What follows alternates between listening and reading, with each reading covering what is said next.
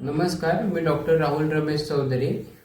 मार्च महिन्यामध्ये उन्हाच्या झळा खूप मोठ्या प्रमाणावर बसायला लागलेल्या आहेत आणि अनेक जिल्ह्यांमध्ये तापमानाचा पारा हा 40 डिग्री सेल्सिअसच्या वर जाऊन पोहोचलेला आहे. अनेक ठिकाणी पाण्याची भीषण टंचाई जाणवत आहे आणि अशा परिस्थितीमध्ये उन्हाळ्यामध्ये काय काळजी घ्यायची, वृद्ध लोकांनी काय काळजी घ्यायची, बालकांनी काय काळजी घ्यायची, तसेच सगळ्यांनी या एकंदरीत उन्हाळ्यामध्ये काय काळजी घ्यायला पाहिजे या संदर्भातलं काही सविस्तर मार्गदर्शन मी या जनस्थान ऑनलाईन न्यूजच्या माध्यमातून करणार आहे.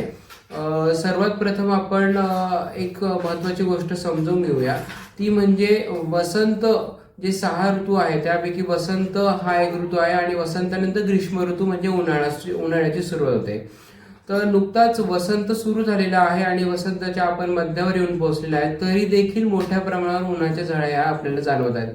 याचाच अर्थ ग्लोबल वॉर्मिंग हे जे आहे, या ग्लोबल वॉर्मिंग अतिशय मोठ्या प्रमाणावर वाढत असल्यामुळे ऊन हे तीव्रतेने वाढत आहे.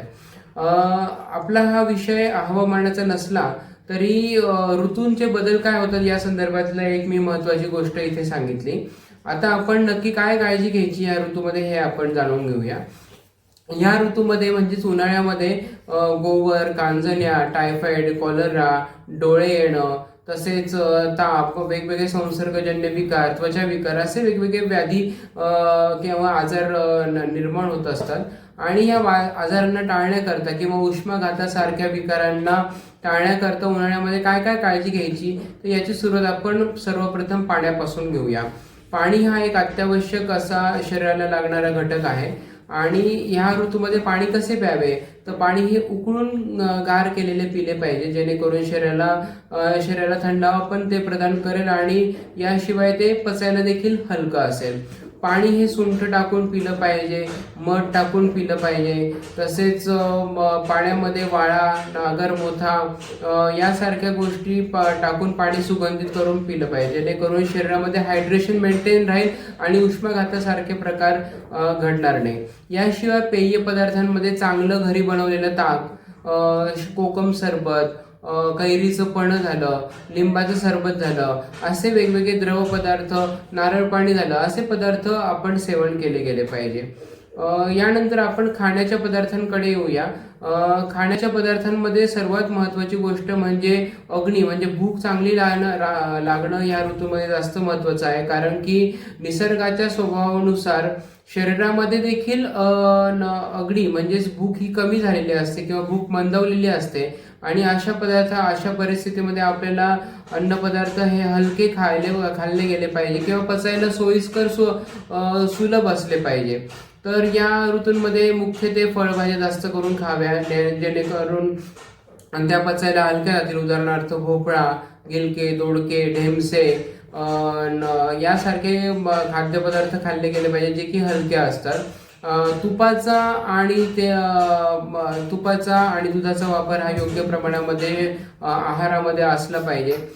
फळांमध्ये खरबूज, टरबूज, काकडी, त्यानंतर गोड अशी संत्री आणि मोसंबी जी हायड्रेशन मेंटेन करतील आणि शरीराला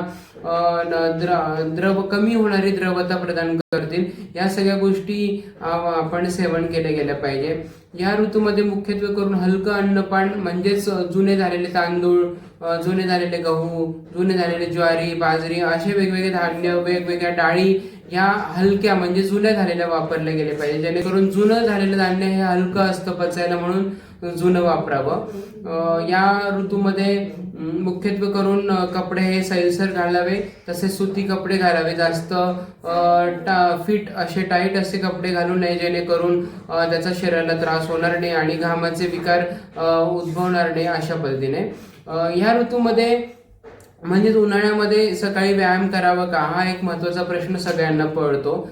तर व्यायाम हा केलाच पाहिजे आणि व्यायाम हा सगळ्या ऋतूंमध्ये आवश्यकच आहे. फक्त वेगवेगळ्या ऋतूंमध्ये व्यायामाची वेगवेगळी मात्रा असते, त्या पद्धतीने तो व्यायाम केला गेला पाहिजे. उन्हाळ्यामध्ये आणि वसंतामध्ये मुख्यत्वे करून शरीराची अर्धशक्ती व्यायाम हा झाला पाहिजे, म्हणजे शरीराची जेवढी कॅपॅसिटी आहे त्याचा निम्मा व्यायाम करायला पाहिजे. आणि उन्हाळा अगदीच तीव्र झाला तर त्या अर्धशक्ती व्यायामाच्या पेक्षा पण कमी व्यायाम हा केला गेला पाहिजे. मात्र व्यायाम हा रोज व्हायलाच हवा.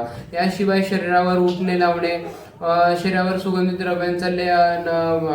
द्रव्यांचा लेप लावणे आणि मग त्यानंतर आंघोळ करणे, अशा ज्या गोष्टी शरीराला आणि मनाला प्रसन्नता देतील आणि शरीराची ऊर्जा टिकवून ठेवतील अशा गोष्टी सेवन केल्या गेल्या पाहिजेत. बाहेरचे पदार्थ खायचे की नाहीत खायचे, तर बाहेरचे पदार्थ 100% टाळायला पाहिजे. बाहेर मिळणारं ताक असेल, लस्सी असेल, या सगळ्या गोष्टी कशा बनवलेल्या असतील, काय असतील याची कल्पना आपल्याला नसल्यामुळे घरी बनवलेलं सगळं अन्नपदार्थ खाल्ले गेले पाहिजे. शिवाय गोड पदार्थांमध्ये श्रीखंड चालेल आणि तूप आणि मध, याशिवाय दूध, ह्या गोष्टी चालू शकतील. तर अशा पद्धतीने हे खाण्यापिण्याचे पदार्थ आणि व्यायामासंदर्भातल्या गोष्टी झाल्या. सर्वात महत्त्वाची गोष्ट म्हणजे या ऋतूमध्ये वसंत ऋतू चालू असताना दिवसा झोपणं हे टाळायलाच पाहिजे, कारण की वेगवेगळे कफाचे व्याधी होऊ शकतात किंवा कफाचे आजार होऊ शकतात. पण जसं जसं उन्हाळा तीव्र होतो, तर उन्हाळा तीव्र होत असताना दुपारी एखादी डुलकी काढली तर चालते. म्हणजे वृद्ध आणि बालक यांनी पूर्ण झोप घेतली तर चालते दुपारी एखादी तास. परंतु बाकीच्या तरुण वगैरे व्यक्तींनी मात्र झोपूनच एखादी डुलकी काढलंय तर त्याचे परिणाम फारसे शरीरावर दिसत नाही, उलट थोडाफार मनाला आराम मिळतो. त्याच्यामुळे बसून झोप काढावी. या व्यतिरिक्त उन्हाळ्यामध्ये घ्यायची काळजी म्हणजे जास्तीत जास्त उन्हामध्ये फिरणं टाळायचं. नियमित मेडिटेशन असेल, नियमित योगा असेल, नियमित हलका फुलका व्यायाम असेल, हे व्यायाम केले गेले पाहिजे आणि उन्हात जास्त फिरणं टाळलं पाहिजे. याच्या व्यतिरिक्त जे काही जास्त वेगळी माहिती आहे किंवा अजून जी काही माहिती आहे ती वेळोवेळी आपण जनस्थान ऑनलाईन न्यूजच्या माध्यमातून घेणारच आहोत आणि घेतच राहू. जनस्थान ऑनलाईन न्यूजच्या मार्फत हे एक मार्गदर्शन तात्पुरता अल्प स्वरूपातलं आहे, पण ते तुम्हाला उपयोगात पडेल अशी मला आशा वाटते. धन्यवाद.